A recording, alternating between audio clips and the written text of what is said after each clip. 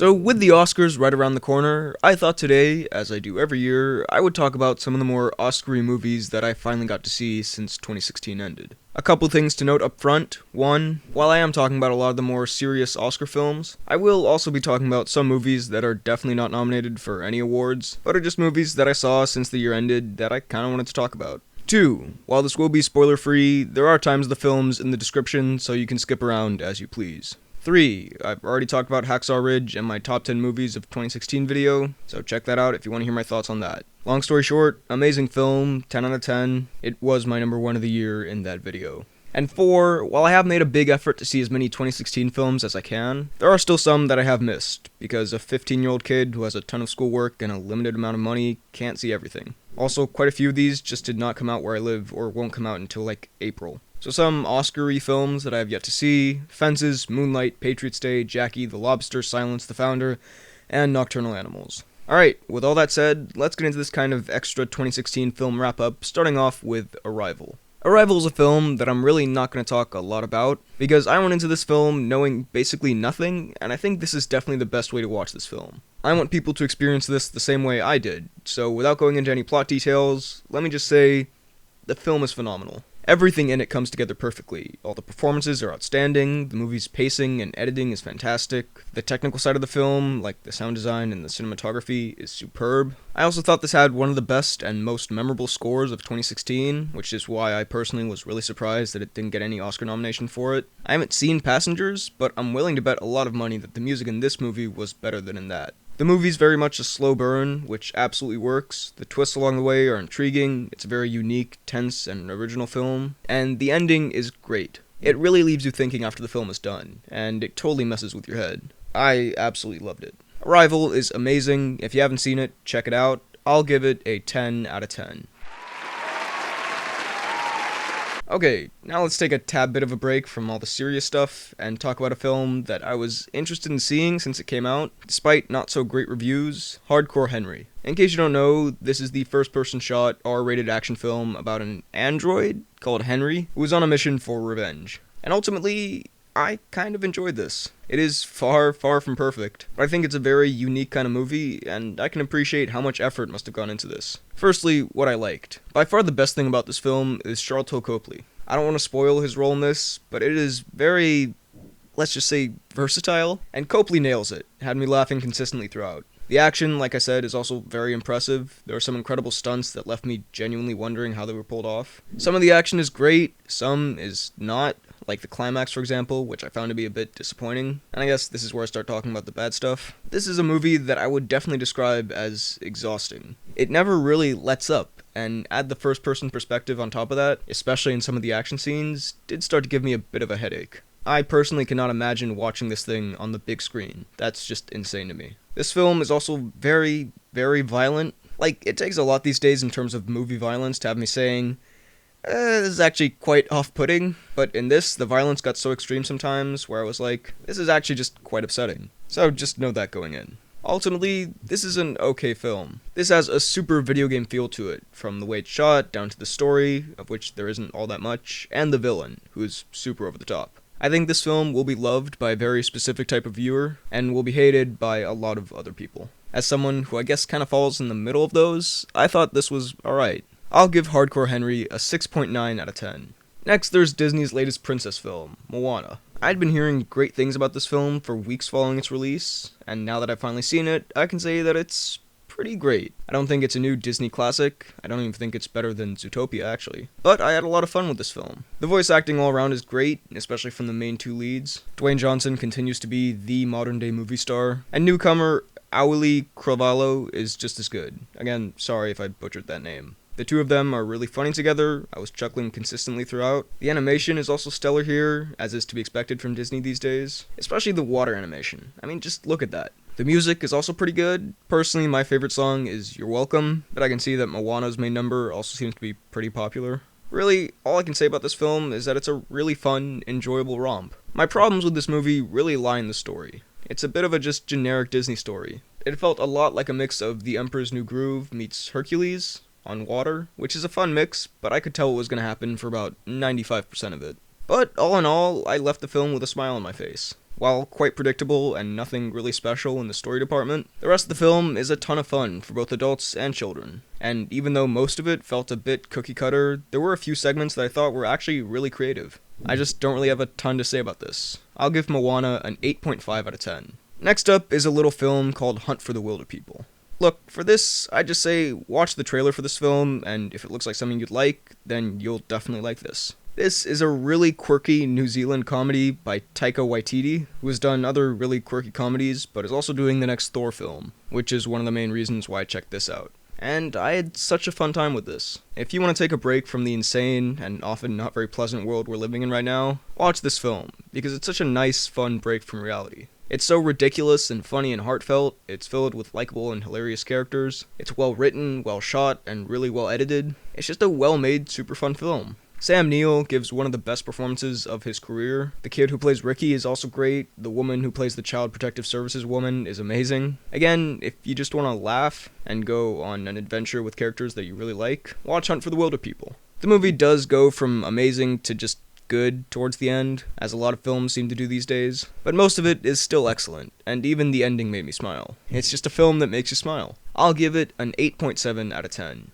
Now let's talk about a film that came out called Manchester by the Sea. And yeah, it's pretty depressing. That's kind of been the joke around this film, how depressing it is, but yeah, it's a pretty sad film. But with that, it is also an extremely well-made film. This has not only some of the best performances I've seen all year, but I would say the most real performances I've seen in a film in a few years. Because even in movies with great performances, I guess I just didn't feel like I was watching completely real people like I did in this film. Casey Affleck gives maybe the best performance of the year. Lucas Hedges is fantastic as well. Michelle Williams is great. There's not a single person in this film that I thought was just okay. Everyone's great. The movie's well shot and really well edited. Similarly to Arrival not getting nominated for Best Music, it surprised me this didn't get nominated for Best Editing. A shot will often stay on a thing for longer than you're expecting it to, and this really helps you feel like you're not watching a movie and that you're actually watching real people. The movie's extremely well written, again, it feels very real, and really, the best way I can describe this film is that it's 2 hours and 17 minutes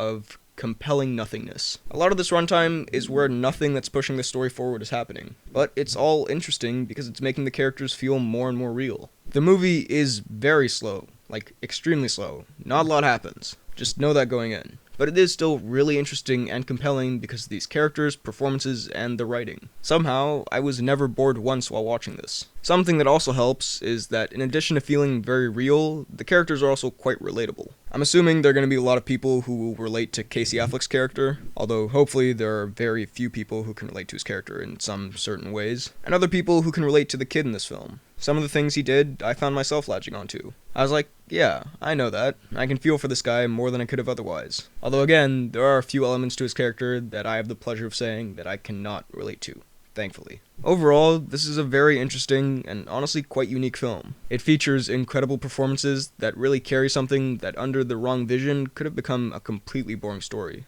The movie is also incredibly depressing. Like, life just generally sucks for this guy. Although I did see this with my dad, and when we walked out of this, I said, wow, that was pretty depressing. And my dad was like, really? I thought it was kind of uplifting towards the end. So, while I personally didn't really see that until maybe the very, very end, sure, maybe you'll get some uplift in this film. Who knows? Most of it, though, yeah, it's pretty sad. I'll give Manchester by the Sea a 9.5 out of 10. Next, let's talk about Hidden Figures, something thankfully considerably less dark. This is the big true story type film of the year, and surprise surprise, as these things usually go, it's pretty good. The movie is basically carried by these three main performances, all of which are great. While all of them are great though, I personally would have given an Oscar nomination to Taraji P. Henson over Octavia Spencer. Again, both solid, I just thought Henson carried more of the film and gave a deeper performance. Besides the main three, the supporting cast is also superb. Kevin Costner is great as a supporting actor as usual. I'm not a Big Bang Theory fan, but Jim Parsons was really good in this. Kirsten Dunst was really good, and so was Mahershala Ali, who is gradually becoming one of my favorites. Going back to the main three, seeing these characters working with the stuff that they're so good at is just really entertaining. I don't know, it's just cool to see that kind of stuff. But also seeing their personal lives and their personalities developed over the course of the film was really interesting to me. The movie also deals with the story and time period in a respectful way, and watching it, I'm just happy this film got made, because this is an important story that people should know about. I'll often walk out of these based on a true story films and be like, how did I not know about this stuff? Those were some really important and amazing people. But while it does tell stories set in a not so ideal time period for these women, the movie is still very fun, uplifting, and is definitely what I'd call a feel-good film. It's just a really enjoyable watch from beginning all the way to the credits. As far as what I didn't really like, the movie is a bit predictable. Like everything you expect to happen in this kind of film happens, and it also does that based on a true story movie thing, especially towards the end, where it gets just a little bit too cheesy. Like I feel like a bit of this was exaggerated and or altered in some way to make this a more entertaining film, but it did entertain me, so I don't really know if I can count that as a negative. In the end, Hidden Figures is a very fun, feel-good movie. It's got great performances, it's something I think pretty much the whole family can enjoy, it's just a pleasant experience. I'll give Hidden Figures an 8.3 out of 10. Now let's talk about a film that I feel like no one has seen, Captain Fantastic. And that is a shame, because Captain Fantastic is just as good as the title implies. Power to the people. Stick it to the man. Kind of like The Hunt for the Wilderpeople, this is another very weird, offbeat comedy, except it's way darker than Hunt for the Wilderpeople. While that movie was pretty much just a comedy, this is a pretty serious, very well-made film with a lot of funny moments. Also, another difference between the two is that this one is not for children. As in, there's some blood, a lot of cursing, and very brief full-frontal male nudity. Just warning you. And you know what? This film is excellent. Looking at the Oscar nominations for Best Actor this year, you might think Viggo Mortensen seems like a little bit of an odd one out, but once you see this movie, you realize he deserves to be up there with everyone else. He gives maybe the best performance of his career yet. Maybe. I don't know. I love Aragorn, but he is so good in this. Also, not only is he a great actor, but he's also another mainstream Danish actor. So, hell yeah. This dude drove trucks in Ispia and sold flowers in Copenhagen. I'm gonna have a little bias for him, even if he was a terrible actor. Luckily, he's phenomenal, so the Danish thing is just a bonus. Everyone else is really good in this. There are some surprise appearances from actors I didn't really expect to see here. And also, pretty much all of the child performances are spot on, which is rare in a film. Really, everything this movie shoots for, it hits. All the comedic parts hit really well, but the dramatic parts, and there are a lot of them, hit just as well. There are some things in this film, especially towards the end, that if handled by another director would have been really weird and unpleasant and cringeworthy, but with this filmmaking team behind it, the movie actually pulls off some stuff that, let's just say, is out of the box. Ultimately, if you haven't seen this, which odds are you haven't, go watch it now. It is worth your time. I'll give Captain Fantastic a 9.4 out of 10. Dad? Let's go.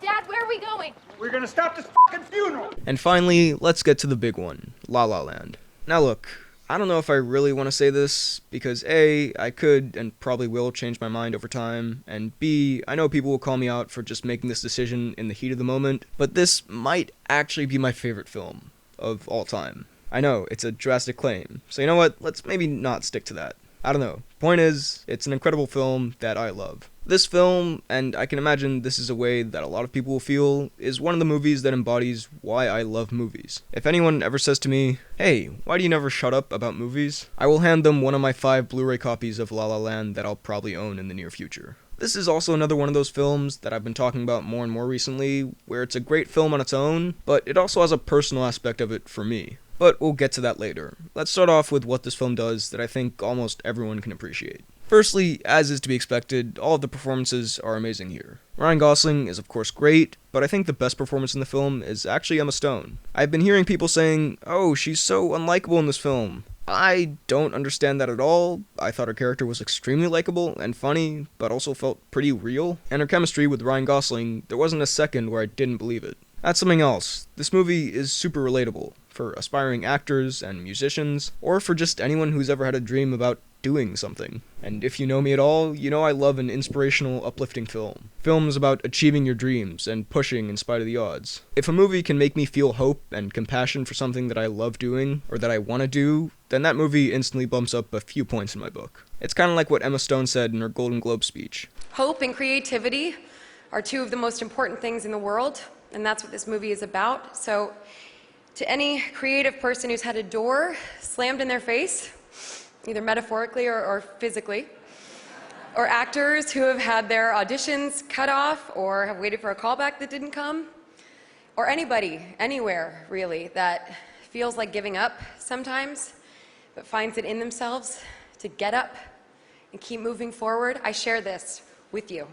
Thank you so much for this. Thank you. Yeah, I just absolutely love that stuff. One of the big things about this film, with it being a musical, is of course the music. And I love every single song in this soundtrack. The music is phenomenal. I've listened to the soundtrack a ridiculous number of times since I saw the film. I walk into school almost every day now listening to Another Day of Sun, and it gets me excited for the day, even though where I live right now it's usually dark and or raining when I walk into school. I honestly could not pick a favorite song on the soundtrack. I love it all. And the actual musical numbers in the film are incredible as well. This movie is so ambitious, and it goes for so much, and it actually gets everything that it's going for. A lot of these scenes are completely one take, which is just an achievement on its own. You can just tell that everyone put so much work into this. There wasn't a single person who was just kinda half-assing it. Everyone put 100% into this, and it works so well. And not only are some of these one take, but some of these with Ryan Gosling and Emma Stone are perfectly pulled off, despite the fact that neither of these two are necessarily professional singers or dancers. Ryan Gosling and Emma Stone do some classic Gene Kelly-like tap dancing in this film, and it's amazing. Everything in this movie is just so much fun to watch. The film is just a joy. If a movie can make me tear up multiple times from sheer happiness, just with the biggest smile on my face, then that movie is doing something right. Also, I do have a weird nostalgia for 1950s type classic musicals, like Singing in the Rain, because I saw a lot of them as a kid, and this movie is clearly paying homage to those, and that alone just made me so happy. It's just such an enjoyable film on every level. The movie is also a celebration of cinema and filmmaking, although it's not scared to show the less fun side of it all. It's beautifully shot. Damien Chazelle once again masterfully directs this film. Every shot is perfect. It's just a beautifully made film. The movie is also very funny, but also quite emotional. The ending of this film is extremely powerful, and I cried a lot when I got out of this. But it's also a very interesting ending, because it'll leave you thinking, and your whole perception of it can change over time, whether it's because you think about it more, or something happens to you personally. And the entire tone of that segment can change. I'm keeping it vague so as not to spoil it, but it is such a beautiful, powerful, and extremely interesting ending. It's very hard to pull something like that off, but it worked flawlessly. And I would now view that ending in a totally different way and a much more positive way than I did initially coming out, just after sitting on it more and thinking about it for so long. I do want to say, there is one thing that slightly annoyed me in this film, and it's not anything I'm going to take away points for, it's just a tiny nitpick that is so small that I do not understand why movies keep doing this. There's a brief shot in this film where a YouTube video is being shown, and the video is playing, but the play button looks like this. I keep seeing this in movies, and it's such a small thing that bugs me every time. It's not that hard to understand. The YouTube button looks like this while a video is playing. Alright, that's it. Now, as far as the personal aspect of this film, for me, this movie really hit at an interesting time in my life. And look, I know a lot of people splatter their personal lives all over the internet, and I really have no interest in doing that, so I'm gonna keep this vague. But basically, around the time I saw this film, I went through a pretty unpleasant thing in real life that just really, really sucks. It kind of relates to some of the stuff that happens in this film. You might be able to put together what it is, except it was not as romanticized as it was in La La Land. And this movie, especially that beautiful and in the end really uplifting ending, really helped me through that, helping me realize that it's all gonna be fine. And now, about a month and a half later, I'm happier than I've been in months. So again, while it's a great film, I also look at it in a special light because it's one of the many aspects that helped me through a low point in my life. In conclusion, in case you couldn't tell, I love La La Land. Just so much. It's such a special kind of film that doesn't come around that often. And it's another one of those films that I talk about that I could love regardless because it's an amazingly made film, but I do also have a personal connection to it. Recently, I've been seeing a lot of hate for the film, which, whatever. I don't want to be one of those people who says, oh, there's a conspiracy around this film to hate it. No one actually can really hate it, because that kind of stuff just annoys me. So if you genuinely dislike this movie and are not on some kind of weird hate bandwagon, that's totally fine, obviously. I'm just sorry that you didn't get to experience the same beautiful, fun, inspiring, and emotional 2 hours and 8 minutes that I did. La La Land, without a doubt, gets a 10 out of 10. So while I still have some films to get to, now that I've seen more movies, my updated top 10 movies of 2016 list would look something like this. Deadpool, The Jungle Book, 10 Cloverfield Lane, Captain Fantastic, Captain America's Civil War, Manchester by the Sea, The Nice Guys, Arrival, Hacksaw Ridge, and La La Land. Oh, and also, before I go, here are my Oscar predictions for the 2017 Oscars. Just pause and take a look. So those were my thoughts on some of the more serious films of 2016. What do you think of these? Let me know all of your thoughts down below in the comments. While you're at it, be sure to like this video, check out my Instagram and Twitter at BHL_Hudson, and subscribe for more videos like the one you just watched. Thanks for watching, and I'll see you next time.